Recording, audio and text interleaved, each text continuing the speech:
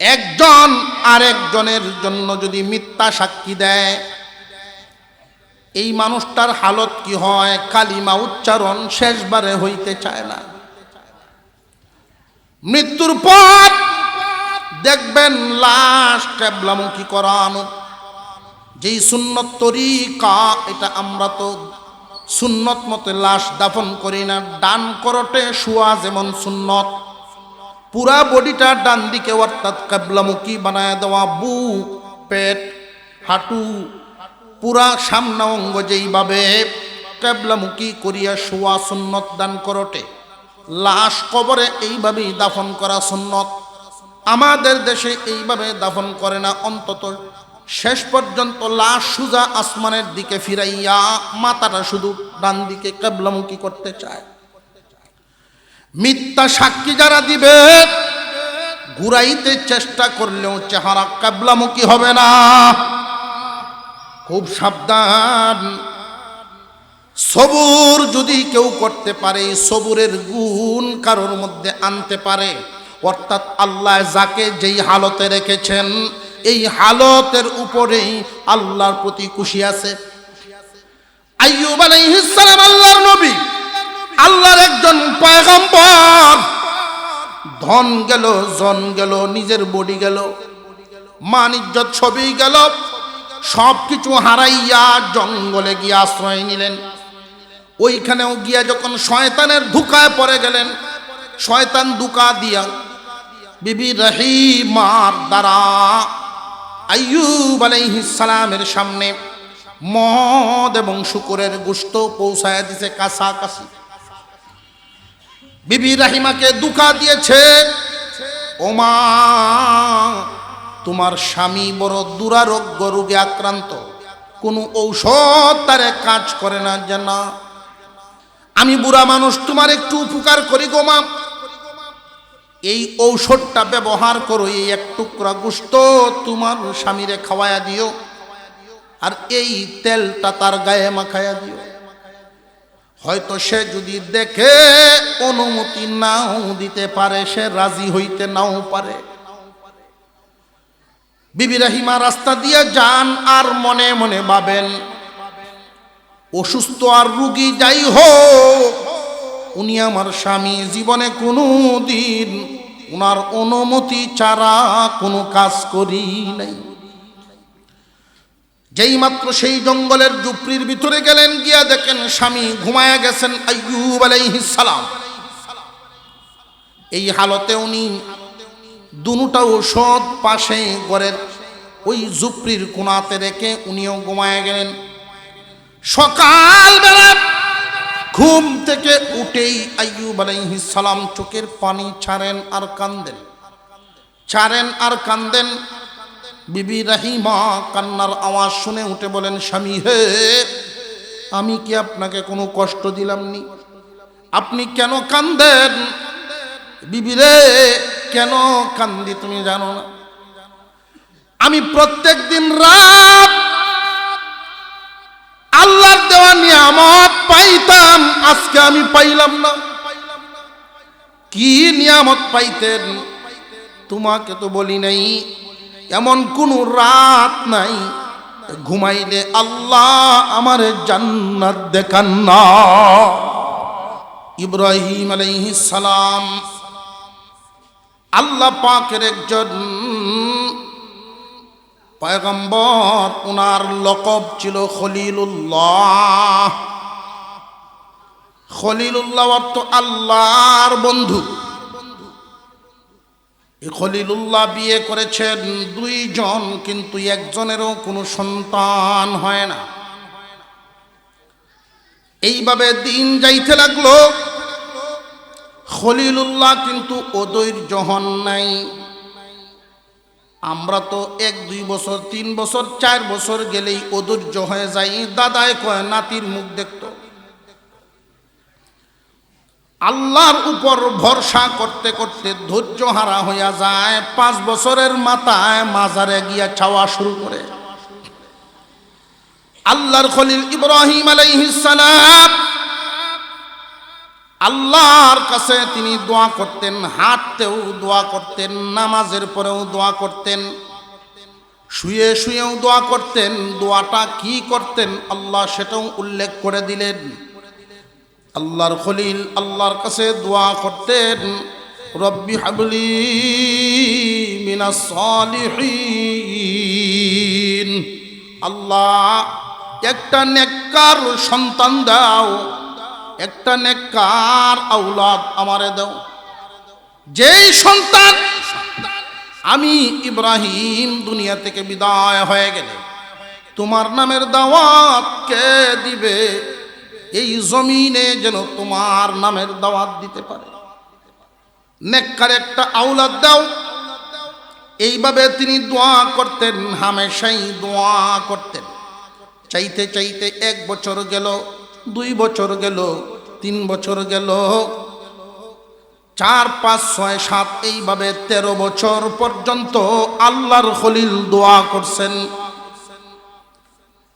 আল্লাহর নবী হইয়া যদি 13 বছর আল্লাহর কাছে চাইতে পারেন, আমি আপনি একটা বস্তু আল্লাহর কাছে চাইয়া আর 2-4 বছরে কেন পরিশ্রান্ত ক্লান্ত হব? আল্লাহ যদি ভালো চান, আল্লাহ যদি ভালো চান তাহলে সন্তান করবেন দান। আল্লাহ যদি জানেন এই সন্তান তোমার জন্য দুনিয়ার কল্যাণ নয়, তো আল্লাহ দিবেন না। বান্দার সর্বহালতেই এই কথাটা মনে রাখতে হবে।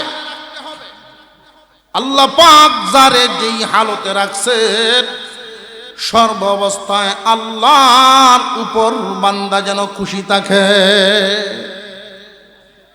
কাউরে ধনী বানাইছেন, কাউরে আবার গরিব বানাইছেন। গরিব মানুষ যেন অধৈর্য না হইয়া যায়, এই চিন্তা না করে, কখনো এই হিসাব না মিলায়, আমার উপরে আল্লাহ গরিবই চাপায়া দিছেন, কত কষ্ট আমার, আল্লাহ আমারে ঠকাইছেন, নাউজুবিল্লাহ। তারারে ধনী বানাইছেন, আমারে গরিব বানাইছেন, এমন বলনেওয়ালাও কিন্তু আছে। সাবধান, এমন বলবেন না এই জমিনে ধনী হইলেই সফল, এটা কিন্তু না। দুনিয়া কি থাকার জায়গা না দুনিয়া থেকে বিদায় হওয়া লাগবে? সন্দেহ আছে, বোঝা যায়। মুসলমান ইমানদার ভাইয়েরা আমার, আল্লাহ পাক রব্বুল আলামিন যাকে যেই হালতে রেখেছেন, ওই হালতেই যখন বান্দার জবান থেকে বের হয় আলহামদুলিল্লাহ।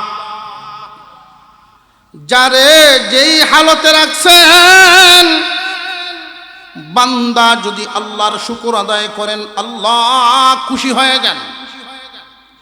মূসা আলাইহিস সালাম আল্লাহর সাথে কথা বলার জন্য যখন রাস্তা দিয়ে যাইতেন, প্রায় সময় মানুষে এটা সেটা জিগাইতেন, ওগো আল্লাহর নবী, আমার এই হালত, আল্লাহকে বলবেন, উত্তর জেনে আসবেন। তো হঠাৎ একদিন একজন মানুষ রাস্তার কিনারে পড়ে আছেন। মানুষটার হালত হলো এমন, 4 হাত পা কোনোটাই নেই, 2টা হাতও নাই, 2টা পাও নাই। বলুন তো দেখি এই মানুষটা দুনিয়াদারি কি করব? উনি ডাক দিলেন, ওগো আল্লাহর পয়গম্বর, আল্লাহর কাছে জিজ্ঞাসা করবেন, আমাকে আল্লাহ দুনিয়াতে কোন কারণে বানাইছেন? আমার যে আল্লাহ বানাইলেন, আমার আল্লাহ কি আমারে কোনো কাজে লাগাইবেন? আমি তো আল্লাহর কোনো কাজ করতে পারি না। তখনকার সময়ে নির্দিষ্ট জায়গা মসজিদ ছাড়া নামাজ পড়া যাইতো না। এখন তো যেখানে ইচ্ছা সেখানেই নামাজ পড়া যায়। তখনকার জামানা যেখানে ইচ্ছা নামাজ পড়া যাইতো না। ওযু করার জন্য তায়াম্মুমের ব্যবস্থা ছিল না। আল্লাহর হুকুম পালন করা কি সহজ ছিল না, কঠিন। আমি তো আল্লাহর গোলামিও করতে পারি না, আল্লাহ কেন বানাইলেন এটা জিগাইবেন। মূসা আলাইহিস সালাম যখন ফেরত আসলেন, এই লোকটা সারা দিন ওই জায়গায় সূর্যের আলো রোদে পুড়ে বসেই রইলেন। বাড়ির মানুষ দুইবার নিতে আসছে, না আমি আমার সংবাদ না জেনে আজকে বাড়িতে যাব না, তোমরা ফেরত যাও। আল্লাহর পয়গম্বর মূসা আলাইহিস সালাম যেই মাত্র তার সামন দিয়ে ফেরত জানো, গো আল্লাহর নবী আমার হালত আল্লাহকে জিগাইছিলেন, আমারে আল্লাহ কেন বানাইলেন, কোন কারণে বানাইলেন? আল্লাহ পাক মানব জাতি দুনিয়ার জমিনে মানব প্রজন্ম বাড়াইবেন, এই ক্ষমতাও তো আল্লাহ আমারে দিলেন না। সংসার করলাম না, কোনো সন্তানাদি বংশধরও নাই, এই জমিনে কোনো মানুষের উপকার করার ক্ষমতা নাই, দিনের কোনো কাজ করার ক্ষমতা নাই। আল্লাহ কোন কারণে বানাইলেন, আল্লাহকে কি জিগাইছিলেন? মূসা আলাইহিস সালাম বলেন, হ্যাঁ আল্লাহকে জিজ্ঞাসা করেছি। আল্লাহ বলেছেন জাহান্নামের একটা ছিদ্র তোমাকে দিয়ে বন্ধ করবেন, তোমারে দিয়ে আল্লাহ জাহান্নামের একটা ছিদ্র, দুজখের একটা ছিদ্র বন্ধ করবেন। এমনি লোকটায় বলে উঠছে আলহামদুলিল্লাহ, আল্লাহ এতদিন আমি ভাবতাম আমারে বিনা কারণেই বুঝি বানাইছে, শুনে খুশি হয়ে গেলাম। আল্লাহ আমারে যে তোমার একটা কাজে লাগবো এই জন্য মনটা খুশি হয়ে আলহামদুলিল্লাহ তার জবান থেকে বেরিয়ে গেছে। মূসা আলাইহিস সালাম ঘাড় ঘুরায়া তাকায়া দেখেন আল্লাহর কুদরতে এই লোকটা পুরা সুস্থ হয়ে ওনার সামনে দাঁড়ায় গেছে। বান্দা যখন আলহামদুলিল্লাহ শব্দটা উচ্চারণ করে, আমার আপনার আল্লাহ এতটা খুশি হন, সাথে সাথে জান্নাতের 8টা দরজা খুলে দেন। কুরআনুল কারীম শুরুই করলেন আলহামদুলিল্লাহি রাব্বিল আলামিন। আল্লাহর নামের যত তাসবিহ সব চাইতে আল্লাহ খুশি হন আলহামদুলিল্লাহর মাধ্যমে। বান্দা যদি হালাল খাবার খায়, হালাল রিজিক খায়, খাওয়ার পরে সাথে সাথে এই কথাটা মনে রাখে, এই রিজিক তো টাকা হইলেই মেলানো সম্ভব না, বাত টাকা হইলেই, টাকা তো আর খাওয়া যায় না, বাত জমিনে হয়, জমিনে এমনিই দেয় না, আল্লাহর রহমতে হয়। খাবার খাওয়ার পরে, ফল খাওয়ার পরে, পানি পান করার পরে বান্দা যখন আল্লাহর শুকর আদায় করেন, আলহামদুলিল্লাহ পড়েন, আল্লাহ বলেন ফেরেশতারা আমার বান্দা আমার নিয়ামত কায়া যখন শুকর আদায় করলো, আমি এই নিয়ামতের হিসাব বান্দার কাছ থেকে নিব না। তাসবিহ এত ফায়দা। আল্লাহ আমাদেরকে দুনিয়াতে পাঠাইছেন, যাকে যেই হালতে রাখছেন। আপনাদের অন্তরে হয়তোবা একটা প্রশ্ন, আল্লাহ কাউকে ধনী বানাইছেন, কাউরে গরিব বানাইছেন, কাউরে সুস্থ বানাইছেন, কাউরে অসুস্থ বানাইছেন। কাকে কোন হালতে রাখলে, কোন অবস্থায় রাখলে ভালো হবে, আমি আপনার চাইতে আল্লাহ কম জানেন না বেশি জানেন। এই জন্য আল্লাহর ফয়সালায় মুমিন বান্দার উচিত শুকরিয়া আদায় করা। ঈসা আলাইহিস সালাম আল্লাহর পয়গম্বর, উনাকে আল্লাহ তাআলা যত মুজিজা দান করেছিলেন, এর মধ্যে একটা মুজিজা ছিল, উনি যদি অন্ধের চোখে হাত বুলাইয়া দিতেন তো অন্ধের চোখ ভালো হয়ে সুস্থ হয়ে যেত। বুবা মানুষের গলায় যদি হাত বুলাইতেন তো বুবার কথা ফুটে যেত। কুষ্ঠ রোগীর গায়ে যদি হাত বুলাইয়া দিতেন কুষ্ঠ রোগী সুস্থ হয়ে যেত। মাটি দিয়ে পাখি বানায়া ফু দিতেন, মানুষের চোখের সামনে এই পাখি জিন্দা হয়ে উড়াল দিত। আপনার দিন লড়াছড়া বুঝতেছি না, আপনি কি কাজটা করলেন? সে অন্ধ ছিল, এটাই ভালো ছিল, পাশে বসে থাকতো, কিন্তু আপনি দিলেন ভালো করে, ভালো হইয়া গতকালকে তো লাফালাফি ঠিকই করছে, আজকে কোন কাম করছে আপনি জানেন? যে আজকে কোন কাম করছে? যে সকালে ঘুম থেকে উঠেই ও বাঁশের যে কুঞ্চা, এটা শুকায়া শুকায়া আইনিয়া পানির তলে কুপে দিছে। আর এই গোসলের সময় যখন এক এক ছেলে লাফালাফি করে লামছে, কেউর ফেটে দিয়া, কেউর পায়ে দিয়া, কেউর মুখে, এইভাবে চামড়া দেখেন, অবস্থা দেখেন, রক্তাক্ত হয়ে গেছে প্রত্যেকটা শিশু। সে তো তার আগের হালতেই ভালো ছিল। ঈসা আলাইহিস সালাম সেজদায় পড়ে কান্দেন, আল্লাহ তোমার চাইতে বেশি তো আর কেউ বুঝে না, তারে আগের হালতে নিয়ে নাও। যেই আগের হালতে সে চলে গেল, ঈসা আলাইহিস সালাম আল্লাহর শুকরিয়া আদায় করলেন। আপনি হয়তো ভাবতেছেন, জাহিরে আমার যদি হাওড়ে কিছু জমিন থাকতো, বাদাঘাট বাজারে যদি 10টা ঘর থাকতো, তাহলে আমার ছেলেরা আর কষ্ট করন লাগতো না, এদের এত কষ্ট হইতো না চলাফেরা করতে। ও মুরব্বী, আল্লাহর ফয়সালায় শুকরিয়া আদায় করবেন। এমনও তো হতে পারত এই সম্পদ আপনার জন্য বিপদের কারণ হতে পারত। আপনার ছেলেরা এখন যেমন হালাল পরিশ্রম করে হালাল রুজি রোজগার করে, তখন এই দোকানের গরমিতে মানুষের উপরে প্রহার করত, দাঙ্গা হাঙ্গামা করত, হারাম পথে লালায়িত হতো।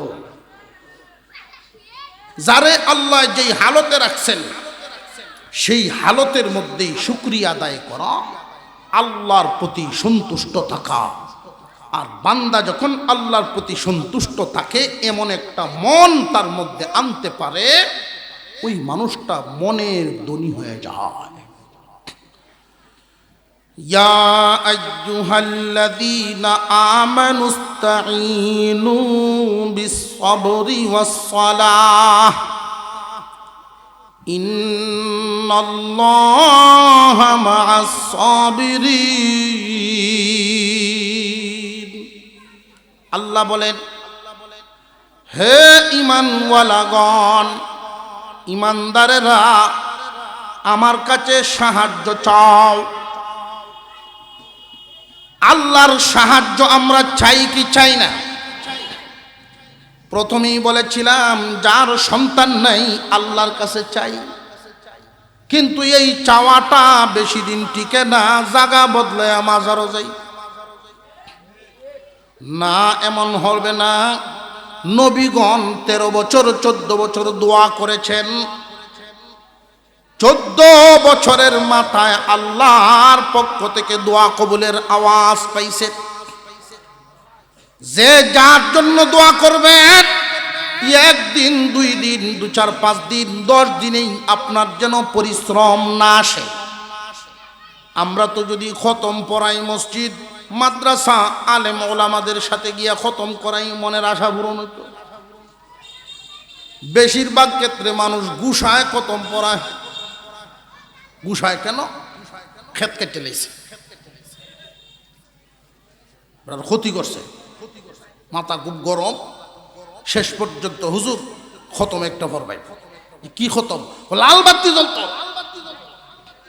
লাল বাতি জ্বালানি খতম পড়াইছে। এখন খতম এক কান ভরাইয়া হাদিয়া দিছে, 2000 দিয়াইছে। সকালবেলায় দিছে, মসজিদের সামনে ধান গাছ কয়টা রাখছে। জেনে রাখবেন মুসলমান, যদি কোনো ব্যক্তি আরেকজন ব্যক্তির ক্ষতি করে, দুনিয়ার কোনো সাক্ষী না থাকলেও আল্লাহ দেখছেন না দেখছেন না। কেউ যদি কারোর ধান কেটে ক্ষতি করে, রিজিক নষ্ট করলো, এই মানুষটা মৃত্যুর আগে আল্লাহ তারে রিজিকের অভাব দিয়া, রিজিকের কষ্ট করাইয়া দুনিয়া ছাড়ায়। খুব সাবধান। কেউ যদি কারোর বিরুদ্ধে মিথ্যা সাক্ষী দিয়া কোর্টে গিয়া মিথ্যা সাক্ষী দিছে, এমন ঘটনা আছে না নাই? যদি বান্দা সবুর করতে পারে, জানে মিথ্যা কিন্তু খতম পড়ানি গেছে না, লাভটা কি? খতম পড়াইলে, খতম পড়াইলে যদি এটা আসলেই কাম হয়েই যাইত, এইভাবে ডাইরেক্ট লাগিয়ে যেত, তাহলে আমি তো হইলে কোন খতম পড়লাম এটা এখন কইতাম না, হইলে এরপরে ফেস লাগিয়ে যাবে। বাবা এই যে ক্যামেরা কুমেরা ভাই, মুমিনের প্রত্যেকটা দোয়া আল্লাহর কাছে কবুল হয়। মুমিনের দোয়া আল্লাহর কাছে কবুল হয় যদি সেই দোয়া শর্ত মাফিক হয়। যেই আয়াত তিলাওয়াত করেছি সেই আয়াতে আল্লাহ আমাদেরকে দোয়া করা শিখাইছেন। চেয়ারম্যানের কাছে বলেন, এমপির কাছে বলেন, টিউনি ডিসির কাছেই বলেন, দরখাস্ত লিখার একটা নিয়ম আছে না নাই? আপনার মন মতো লেখলে ওই দরখাস্ত মঞ্জুর হবে না নিয়ম মতো লেখলে মঞ্জুর হবে? আল্লাহ বলেছেন, মুমিন বান্দা তুমি আমার কাছে সাহায্য চাও দুইটা গুণের মাধ্যমে। এই দুই গুণের মাধ্যমে সাহায্য চাইবে যারা, এদের দোয়া আমি এমন ভাবে কবুল করব, ইন্নাল্লাহা মা'আস সাবিরিন,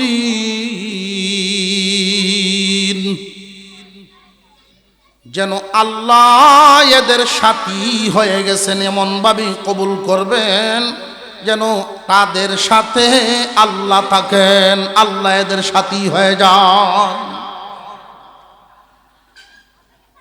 সবরকারী এমনি হয় না, আপনার বিরুদ্ধে কেউ মিথ্যা সাক্ষী দিল, মিথ্যা মামলা দিল, পেরেশানি হয়রানি করে ফেললো, সবর করেন, বলবেন একমাত্র মাওলার কাছে। যেই মানুষ মিথ্যা সাক্ষী দেয় সম্পর্কের কারণে, বন্ধুত্বের কারণে, দলের কারণে, মহব্বতের কারণে তুমি যে একজন আরেকজনের বিরুদ্ধে মিথ্যা সাক্ষী দিলা, যেই জবান দিয়া তুমি সাক্ষীটা কোর্টে একজন হাকিমের সামনে দিয়ে আসছো, এই দুনিয়া ছাড়ার সময় আরেক হাকিমের সামনে কিন্তু কালিমার স্বীকার করে বিদায় হওয়া লাগবে। জানিয়ে রাখবেন মুসলমান, একজন আরেকজনের জন্য যদি মিথ্যা সাক্ষী দেয়, এই মানুষটার হালত কি হয়? কালিমা উচ্চারণ শেষবারে হইতে চায় না। মৃত্যুর পর দেখবেন লাশ কিবলামুখী করানো, যেই সুন্নত তরিকা, এটা আমরা তো সুন্নত মতে লাশ দাফন করি না। ডান করটে শোয়া যেমন সুন্নত, পুরা বডিটা ডান দিকে অর্থাৎ কিবলামুখী বানায় দেওয়া, বুক, পেট, হাঁটু, পুরা সামনা অঙ্গ যেইভাবে কিবলামুখী করিয়া শোয়া সুন্নত ডান করটে। লাশ কবরে এইভাবেই দাফন করা সুন্নত। আমাদের দেশে এইভাবে দাফন করে না, অন্তত শেষ পর্যন্ত লাশ সুজা আসমানের দিকে ফিরাইয়া মাথাটা শুধু ডান দিকে কিবলামুখী করতে চায়। মিথ্যা সাক্ষী যারা দিবে, ঘুরাইতে চেষ্টা করলেও চেহারা কিবলামুখী হবে না। খুব সাবধান। সবুর যদি কেউ করতে পারে, সবুরের গুণ কারোর মধ্যে আনতে পারে, অর্থাৎ আল্লাহ যাকে যেই হালতে রেখেছেন এই হালতের উপরেই আল্লাহর প্রতি খুশি আছে। আইয়ুব আলাইহিস সালাম আল্লাহর নবী, আল্লাহর একজন পয়গম্বর। ধন গেল, জন গেল, নিজের বডি গেল, মান ইজ্জত সবই গেল, সব কিছু হারাইয়া জঙ্গলে গিয়ে আশ্রয় নিলেন। ওইখানেও গিয়া যখন শয়তানের ধোঁকায় পড়ে গেলেন, শয়তান ধোঁকা দিয়া বিবি রহিমার দ্বারা আইয়ুব আলাইহিস সালামের সামনে মদ এবং শুকরের গোশত পৌঁছায় দিছে কাছাকাছি। বিবি রহিমাকে ধোঁকা দিয়েছে, ওমা তোমার স্বামী বড় দুরারোগ্য রোগে আক্রান্ত, কোনো ঔষধ তারে কাজ করে না জানা। আমি বুড়া মানুষ, তোমার একটু উপকার করি গো মা, এই ঔষধটা ব্যবহার করো, এই এক টুকরা গোশত তোমার স্বামীরে খাওয়ায়া দিও, আর এই তেলটা তার গায়ে মাখায়া দিও। হয়তো সে যদি দেখে অনুমতি নাও দিতে পারে, সে রাজি হইতে নাও পারে। বিবি রহিমা রাস্তা দিয়ে যান আর মনে মনে ভাবেন, অসুস্থ আর রোগী যাই হোক, উনি আমার স্বামী, জীবনে কোনো দিন উনার অনুমতি ছাড়া কোনো কাজ করি নাই। যেই মাত্র সেই জঙ্গলের ঝুপড়ির ভিতরে গেলেন, গিয়া দেখেন স্বামী ঘুমায়া গেছেন আইয়ুব আলাইহিস সালাম। এই হালতে উনি দুটা ঔষধ পাশে ঘরের ওই ঝুপড়ির কোণাতে রেখে উনিও ঘুমায়া গেলেন। সকালবেলা ঘুম থেকে উঠেই আইয়ুব আলাইহিস সালাম চোখের পানি ছাড়েন আর কান্দেন, ছাড়েন আর কান্দেন।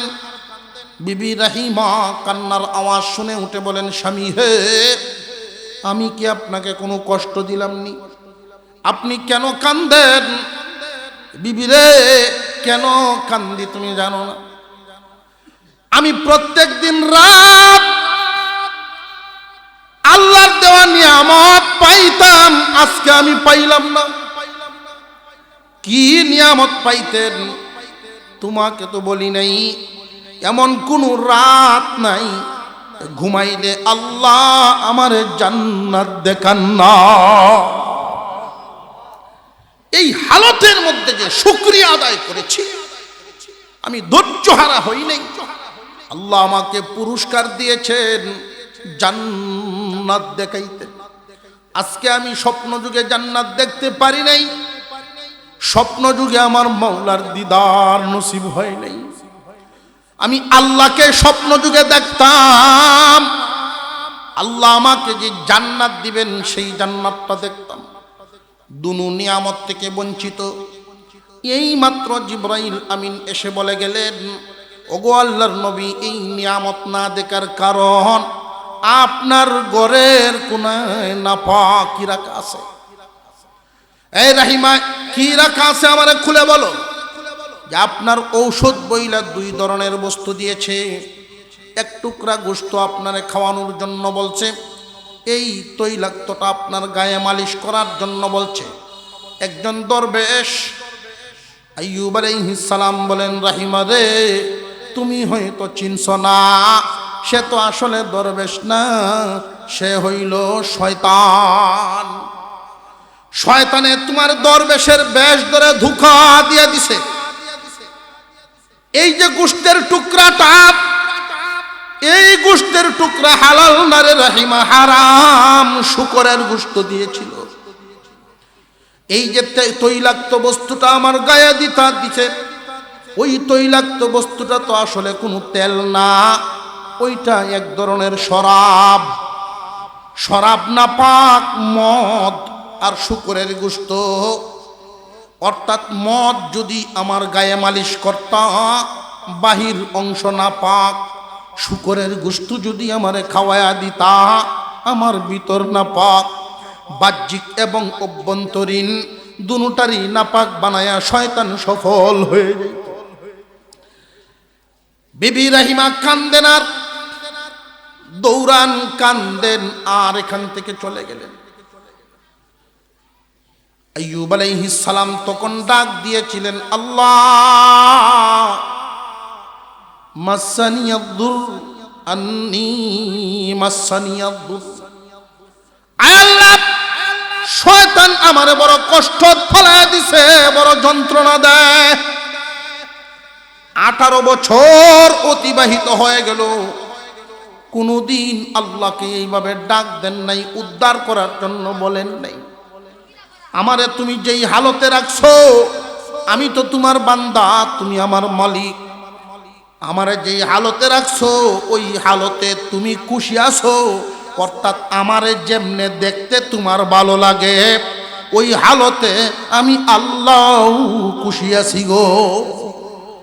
আল্লাহ, আমিও খুশি আছি। আমি কালো, এই কালো হিসেবেই তোমার আমারে দেখতে ভালো লাগে, আমি খুশি আছি। আমারে গরিব বানায় রাখছো, এই হালতে দেখতে তোমার ভালো লাগে, আমি খুশি আছি। আমার এক পা নাই, চোখ নাই, জমিনে যারে আল্লাহ যেই হালতে রেখেছেন আল্লাহর কাছে ভালো লাগে, এই জন্যই হালতে রেখেছেন। বান্দা যখন খুশি প্রকাশ করে আল্লাহ বান্দার মর্যাদা বাড়ায়া দেন। এই মর্যাদাটা কেমনে বাড়ান, এই কথাটা খুব ভালো করে মনে রাখবেন। দোয়া করার জন্য বান্দার সাথে দুইটা গুণ লাগবে। আল্লাহ পাক বলেন, ইয়া আইয়ুহাল্লাযীনা আমানুস্তাঈনু বিস-সাবরি ওয়াস-সালাহ ইন্নাল্লাহা মা'আস-সাবিরিন। হে ঈমানওয়ালারা, দুইটা গুণ সাথে নিয়ে আমার কাছে সাহায্য চাও। এই দুই গুণ নিয়ে যদি দোয়া করো তোমার দোয়া কবুল। সুবহানাল্লাহ কইতেন না? আল্লাহ যদি এই কথাটা প্রকাশ না করতেন তাও তো পারতেন। আমাদেরকে আল্লাহ জানায় দিলেন বান্দা কেমনে দোয়া করবা। দুইটা গুণ, এক নম্বরে বিসবরি, দুই নম্বরে ওয়াসসালাহ। এক নম্বরে সবর নামক গুণ, দুই নম্বরে নামাজ নামক গুণ। আগে নামাজ পড়বা, এরপরে দোয়া করবা। ধৈর্য নামক গুণটা তো তোমার অন্তরে থাকবেই। সবরের ব্যাখ্যা আছে তিনটা, খুব খেয়াল করবেন। শুধু বিপদে ধৈর্য ধারণ করার নামে সবর না। সবর হলো তিন প্রকার। এক নম্বরের ধৈর্যশীল, এক নম্বরের সবরি বান্দা হইল তারা, সবার উপরের সবরি বান্দা। এক নম্বরের কাতারের সবরি বান্দা হইল তারা আল্লাহ নিষেধ করেছেন, হারাম করেছেন যেইগুলো, ওইগুলো থেকে বেঁচে থাকে যারা। হারাম থেকে বেঁচে থাকাটা এত মর্তবা কেন? কারণ কি জানেননি? আমার আপনার অন্তর হারামের দিকে পাগল। আল্লাহ যত নিষেধ করেছেন মন সবগুলোর জন্য পাগল। এই মনরে যারা নিয়ন্ত্রণ করবে, সবর করাইবে, বুঝাইবে মন। আল্লাহ নিষেধ করেছেন, হারাম করেছেন, এটা করা যাবে না। মনরে যদি আপনি নিয়ন্ত্রণ করতে পারেন, এক নম্বরের সবুরকারী। দুই নম্বরের সবুরকারী দল হইল তারা আল্লাহ যা আদেশ করেছেন ওইগুলো পালন করে। দ্বিতীয় কাতারের তারা, কারণ মন ওইগুলোর দিকে যেতে চায় না, বুঝাইয়া জোর করে নিতে হয়। মন রে যত কষ্টই হোক না কেন, এটা দুনিয়ার কোনো মানুষের হুকুম না, বাবা চাচার হুকুম না, রাজা বাদশার হুকুম না, হুকুমটা কার? আরো জোরে কোন কার? মনকে যখন বুঝাইয়া সবরের সাথেই আমলটা করে নিবেন, আল্লাহর আদেশ নিষেধ থেকে বেঁচে গেলেন, আদেশ পালন করলেন, এরপরে হলো হালত। আপনার আমার মর্যাদা বৃদ্ধি করার জন্য আল্লাহ বান্দাকে পরীক্ষায় ফেলান। কি কি পরীক্ষা? ওয়ালানাবলুওয়ান্নাকুম বিশাইইম মিনাল খাউফ ওয়াল জু' ওয়া নাকসিম মিনাল আমওয়াল ওয়াল আনফুসি ওয়াস সামারাত ওয়াবাশশিরিস সাবিরিন। আল্লাহ পাক পরীক্ষা নিবেন। কাদের থেকে নিবেন? ঈমানওয়ালা যারা হারাম থেকে বাঁচে, হালালগুলো করে, হারাম কাজ করে না, ফরজ ওয়াজিব ছাড়ে না, ওই সমস্ত মানুষরাই পরীক্ষা দেনেওয়ালা ছাত্র। ওই সমস্ত মানুষরাই পরীক্ষা দেনেওয়ালা ছাত্র। আল্লাহ এদের মর্যাদা বাড়াইবেন, এদের গুনাহ খাতা মাফ করবেন, এই জন্যই পরীক্ষায় ফেলাইবেন। কোন কোন বিষয়, সাবজেক্ট কি কি হবে পরীক্ষার? ওয়ালানাবলুওয়ান্নাকুম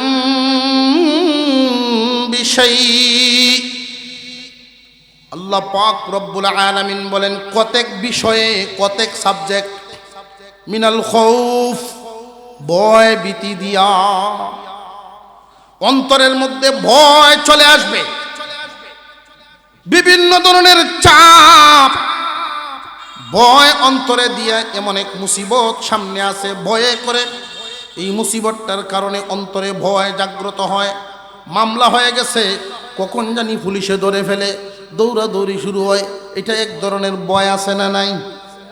আর একটু জোরে কর। এমন এক জায়গায় আপনার এক দোকান বা আপনার এক ফিশারি, আপনার একটা সম্পদ, যেখানে দুষ্ট লোকদের বসবাস, ওই দুষ্ট লোকরা আপনার বিরুদ্ধে চলে গেছে। আল্লাহ আপনার এই মুসিবতে ফেলায় পরীক্ষা করেন, ভয়ে ভয় দিয়ে আল্লাহ পরীক্ষা করবেন।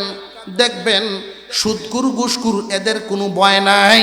আপনি যখন ইমানদারের কাতারে নাম লেখাইলেন, নামাজ আগে পড়তেন না, এখন পড়েন। হারাম কাজ আগে করতেন, এখন করেন না। হারাম কাজ এখন ছেড়ে দিলেন, হালালগুলো ধরলেন, আদেশগুলো ধরলেন। এমনিই দেখবেন চতুর্দিক থেকে মুসিবতেও ধরে। তখন এই সুযোগ পায়া সুদকুররা কয়, দেখবেন আপনাদের এই বাদাঘাট বাজারে আসর মাগরিবের সময় যে সমস্ত মুসল্লি মসজিদের ভিতরে আছে, এর চাইতে কয়েক গুণ মুসল্লি বাহিরে আছে। আছে না না? বাহিরে যারা আছে এরা নামাজ পড়ে না, বেনামাজি। এরা 360 দিনে ঈদের দিন যাইব, তাও আবার সকলের শেষে ফজরের পর থেকে যে এর ফেরেশানি শুরু হয়। ঈদের দিন গরু দইব, ঘাস কাটবো, ছাগল খালি মুরগিটি বাদে সব দয়া, নিজের দনের টাইম পায় না, মারের টাইম আছে। কোন রকম উপায় আইছে। সুন্নত তরিকার যে একটা গোসল, গরুর এই সময় দেখছে বেড়া, নিজের দিব কোন সময়। উড়ান থেকেই কাপড় লাটতাছে আর চিল্লাইতেছে, পাঞ্জাবি রেঞ্জ আনছিলাম ইস্তারি করে, কই বের হ, বউ বের করতেছে। এটা তো নিয়ে উঠতে চিল্লাইলে কি তুই ঈদের দিন পাঞ্জাবি উঠতেছে, আতরটা বের আতরটা। আচ্ছা, এই ফেরেশানি মোটামুটি বাউয়া বুতম লাগাইছে না, না বুতমটি কুলাই মুসলা একটা লইছে, মুসল্লা হেন বিছানি লাগতো না। আগের কাতারা তো জায়গা নাই, পিছাকে দুবরার উঠে কারো মুসল্লা লইয়া যাইতেছে, দেখা যায় দিক দিয়ে কাতার কারো আসছে। এই বাড়ির সামনে থেকে আতরায় আয় উঠছি। 360 দিনে একটা ঈদের দিন, এই মানুষটির থুয়ে নামাজ পড়ে লাগে তো তার আর মন চায়। আচ্ছা 2 মিনিট কারণ আয় উঠছে, দেখা যায় 8টা উড়াইছে, মুসলা লইয়া দৌড়তাছে মুসল্লি। তাই এমন মুসল্লি আছে না? 5 ওয়াক্ত নামাজি যারা মসজিদ থেকে বের হয়ে ওদের সাথে যদি কথা বলে, যারা 5 ওয়াক্ত নামাজ পড়ে না, দেখবেন হের ইমান ডাট, বেনামাজির ইমান শক্ত। হে দলিল দিব, সুদ খাই চলতাম পারি না, কি করুন যাবো, হেডের দায়ে গুণা করি, এটা ঠিক আছে, কিন্তু ইমান শক্ত আছে। আর তোরা নামাজ পড়লে কি তুই, বউ অসুস্থ, নইলে বাচ্চার ডায়রিয়া, নইলে দেখবে তোর উপরে এক মুসিবত হয়ে রয়েছে, টি হইয়া চল, আল্লাহ বাউ দিব না, যা। বেনামাজ যে নামাজের তালাম দেয়, অথচ আসল জানেই না নেককার বান্দাকে আল্লাহ মুসিবত কেন দেন, সমস্যায় কেন ফেলেন। আল্লাহ পাক কিছু ভয় ব্যথি দিবেন, ক্ষুধা অভাব অনটন দিবেন। সুস্থ সবল একটা সন্তান চোখের সামন থেকে আল্লাহ নিয়ে যাবেন। দৌলত দিছেন কে? নিয়ে যাবে। এমন এক রোগ আপনার ওয়াইফের, বাচ্চার, অর্থাৎ কোনো না কোনো একটা মুসিবত দিয়া আল্লাহ আপনাকে পরীক্ষা করবেন। সর্বহালতে বান্দা যদি বলে আলহামদুলিল্লাহ আলহামদুলিল্লাহ, আল্লাহ পাক রব্বুল আলামিন আয়াতের শেষ পর্যায়ে জানায় দিলেন, যারা এই সমস্ত মুসিবতের মধ্যে পড়ার পরেও আল্লাহর প্রতি খুশি থাকে, উপরে উপরে না, তার মনের ভিতরেও আল্লাহর সন্তুষ্টি আছে, এই মানুষগুলোর জন্য আল্লাহ বলেন ওয়াবাশশিরিস সাবিরিন, আল্লাহর পক্ষ থেকে এদের জন্য সুসংবাদ। এই সবরকারী বান্দার আলামত কি? এদের উপরে যখন মুসিবত নাজিল হয়, কোন মানুষ মারা যাক, দৌলত হারায় যাক, ফসলের ক্ষতি হয়ে যাক, যত কিছু হোক না কেন, বান্দা দুঃসংবাদ শুনে শুধু এতটুকুন উচ্চারণ করে, ইযা আসাবাতহুম মুসিবা ক্বালু, তারা বলে ইন্না লিল্লাহি ওয়া ইন্না ইলাইহি রাজিউন, আমরাও আল্লাহর, আমি নিজেও আল্লাহর, আমার ধন দৌলত সংসার স্ত্রী সন্তানাদি সবই তো আল্লাহর দেওয়া, আমরা সব একদিন আল্লাহর দিকেই চলে যাব।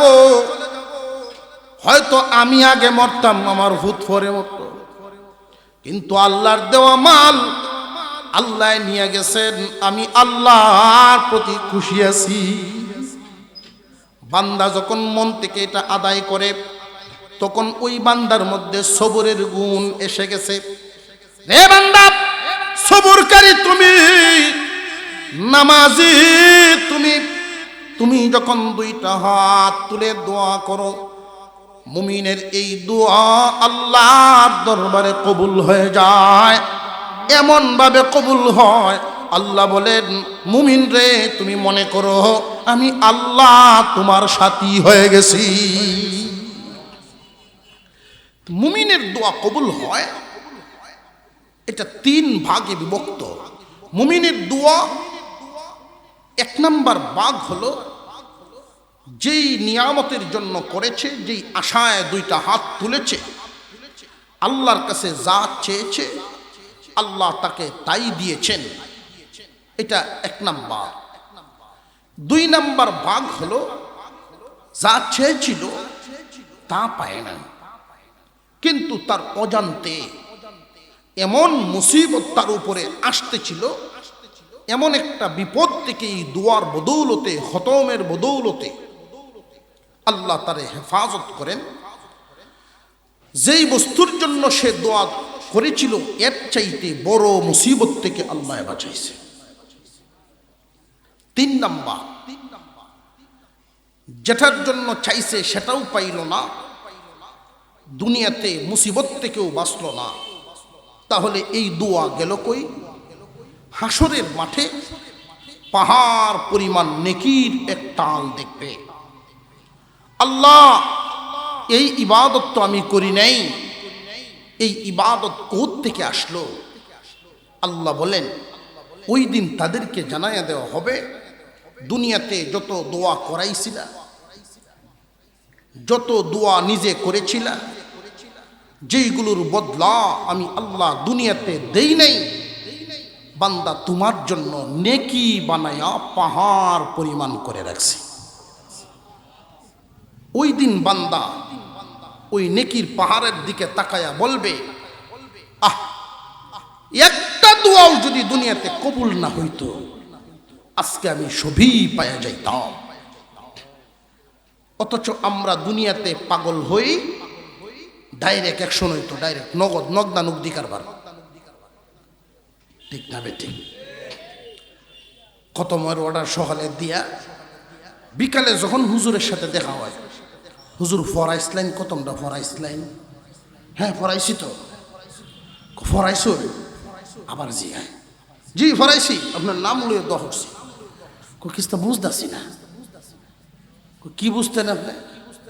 অর্থাৎ তার তো নিয়ত আছে, যদি জমিন খাইয়া লাইছে বেটার এই গুছায় হরাইছে, তার মনে মনে এই কাঁচা দান তো আর মানুষ শেখাইতো না, কোনো গরুর এনে খাওয়াইছে, আমার এই খতমের ঠেলায় গরু কয়েকটা মরত, এই হলো তার উদ্দেশ্য। কিন্তু ট্যাটুর বেটা ভাইতাছে না, অর্থাৎ গরু মরার খবর তো হইতাছে না। পরের দিন আবার খবর লয়, হুজুর কি হইলতে বুঝতেছি না কিস্তা, 2টি আজাদ দিয়ে গেছি। আর হুজুরও তার কতম পড়িয়া, হুজুর বিহুদ আছে, এটা কোন লোহের কতমটা বললাম। 3 দিন পরে কয় না বুঝেছি, আগের হুজুররা নাই। মুমিন 2টা গুণ সাথে নিয়ে দোয়া করো, দোয়া কবুল হবে। এই দোয়া কবুল হয়ে কয় ভাগে বিভক্ত হয় আপনারা বুঝতে পারছেন? 3 ভাগে বিভক্ত। একটা ভাগ যার জন্য দোয়া করেছেন, যা চেয়েছেন তাই আল্লাহ দিয়ে দিবেন। 2 নম্বর ভাগ যা চেয়েছিলেন তা পান নাই, তবে এর চাইতে বড় নিয়ামত পেয়েছেন, বড় মুসিবত থেকে আল্লাহ উদ্ধার করেছেন। অথবা যেই নিয়ামত চেয়েছিলেন এর চেয়ে বড় নিয়ামত পরবর্তীতে আপনার জন্য বাজেট করেছেন এই দোয়ার বদৌলতে। যেটার জন্য চাইছিলেন তাও পান নাই, মুসিবত বা নিয়ামতও পান নাই, অর্থাৎ দুনিয়াতে আল্লাহ দেনেই নেই। দোয়া 2 ভাগ দুনিয়াতে দেন, আর আরেকটা ভাগ আখিরাতের জন্য রাখেন। হাসরের মাঠে বান্দায় পাহাড় পরিমাণ নেকি দেখে বলবে, এটা বুঝি আমার জিন্দেগির দোয়া? হ্যাঁ, যেই বদলাগুলো আমি আল্লাহ দুনিয়াতে দেই নেই, নেকি বানায়া রেখেছি, এই গ্রহণ করো। আল্লাহ পাক প্রত্যেকের তকদির লিখে রাখছেন নি না রাখছেন না? প্রত্যেকের তকদির, প্রত্যেকের মর্যাদা, জান্নাতে কার কি অবস্থান হবে, পরকালে কার কি হালত হবে, আল্লাহ সব লিখে রেখেছেন। বান্দার দুনিয়াতে চলাফেরা করার কারণে দেখা গেল তার আমলের জুরে এমন জায়গায় তার তকদির লিখা, তার আমলের বদৌলতে দুনিয়াতে তার চালচলনের জুরে ওই পর্যন্ত তার মর্যাদা উঠে না। তখন তার জিন্দিগি সমস্ত সবুর, সমস্ত দুয়ার নেকি মুসিবতে ফেলাইয়া, রুগী বানাইয়া, এই মুসিবত দেওয়ার পরে যে সবুর করেছে, এই নেকিগুলো আল্লাহ পাক তারে আমল নামায় জমা দিয়া আল্লাহর লেখা তকদির যেইখানে লিখেছেন তার মর্যাদা উঠাইয়া দেন সেইখানে পূর্ণ করার জন্য। বুঝে আসতেছে? আজকে আল্লাহর ঘর মসজিদের উদ্যোগে এবং যুব সমাজ কল্যাণ পরিষদ, ইসলামী সমাজ কল্যাণ পরিষদ, যেই পরিষদে ইসলামী সমাজ কল্যাণ যারা গঠন করেছেন, সমাজের এই কল্যাণগুলোর দিকে শুধু একটা মাহফিল করলেই শেষ না, আর অনেক কাজ আপনারা করবেন, যেন জাতি, গ্রামবাসী, এলাকাবাসী শান্তি পায়, সামনের দিনে সুখ শান্তি আরামায়েশ পায়। আজকের এই মাহফিল আল্লাহ তাআলা কবুল করেন, আমরা বলি আমিন। আর জোরে বলেন আমিন। ভাই, একটা মানুষ যত শিক্ষিত হোক, যত বড় বংশওয়ালা হোক, যত নামি দামি মানুষই হোক, গোপনে হোক প্রকাশ্যে হোক, গুনাহ তার হয়ে। এক হাদিস আপনাদের সামনে প্রথমেই তিলাওয়াত করেছি। আল্লাহর রাসূল বলেন, قال النبي صلى الله عليه وسلم كل بني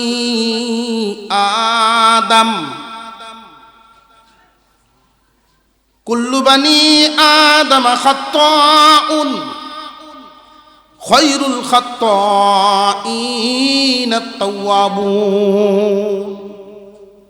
নবীগণ ব্যতীত সমস্ত আদম সন্তান গুনাহ করনেওয়ালা। প্রথম সবুরকারীর 1 নাম্বার দলটা কোনটা মনে আসেনি? হারাম থেকে বেঁচে থাকে যারা, ওরা এক নাম্বার কেন যে গুনাহ থেকে বেঁচে থাকা এত সহজ না। সমস্ত বুনিয়াদ কম বেশি গুনাহ করনেওয়ালা, কম হোক বেশি হোক গুনাহ প্রত্যেকের আছে না নাই? কার কার গুনাহ নাই একটু হাত তুলেন তো দেখি। এই দেখুন, গুনাহ নাই এমন কেউ আছেন? আমি যখন 11 থেকে 12 বছর বয়সে তো 3 দিনের তবলিগে গেছি। তাবলিগ জামাত থেকে যেই দিন বাড়িতে আসবো, আমির সাহেব সামানপত্র সব সামনে রেখে গুল বেদ দিয়ে দাঁড়াইয়া আখিরি দোয়া করে বিদায় হচ্ছেন যে সকলেই তৌবা করেন, যার যার গুনাহ থেকে আল্লাহর কাছে মাপ চাই, যার যার গুনাহ প্রত্যেকেই স্মরণ করে আল্লাহর কাছে তৌবা করি। একজন সরল সোজা মানুষ, আরে উনি কয়, হুজুর আমার তো জানা মতে কোনো গুনাহ নাই। তো সিধা মানুষ বেহা গাছ ঠিক করেন বড় কঠিন আছে। বেহা গাছ ঠিক করতে যাইবেন লাকড়ি কিছু হইব, তক্তার হতো না। সিধা মানুষ বুঝাইতে যাইবেন যে আর উল্লিব বাবুই তো না। উনি বলতেছেন না আমার তো জানা মতে কেউ কাঁচা আইলো হারা দিছি না সারা জীবনে। অর্থাৎ উনি জেনে শুনে কারো কোনো ক্ষতি করেন নাই, উনি সেটাকেই ভাবতেছেন যে আমি গুনাহ করি নাই। আমি জিজ্ঞাসি, চাচা আপনার তো মসজিদও হয় না? কয় এইটা তো ওটা করি না। নামাজ যে উনি পড়েন না এটাতে গুনাহ মনে করেন না। তখন তো উনার বুঝে আসছে, আরে এটা যদি গুনাহ হয়ে থাকে জীবনটাই তো গুনার মধ্যে কাটায়। পরে যতদিন উনি জিন্দা ছিলেন খুব কান্নাকাটি করতেন, খুব কান্নাকাটি করতেন। এমন কোনো মানুষ নাই যার কোনো গুনাহ নাই। একটা কাপড় যত দাম দিয়েই কিনেন, পরিধান করলে যেমন ময়লা হয়, একটা মানুষ যত দামি দেখেন দুনিয়াদারি করলে তার কম বেশি গুনাহ হয়। কাপড়টা দামি হোক কম দামি হোক, ময়লা হওয়ার সাথে সাথেই পরিষ্কার করতে হয়। মানুষেরও গুনাহ নামক এইরকম এক দোষ, গুনাহ নামক ময়লা লাগলে সাথে সাথে সাফ পরিষ্কার করতে হয়। কেন?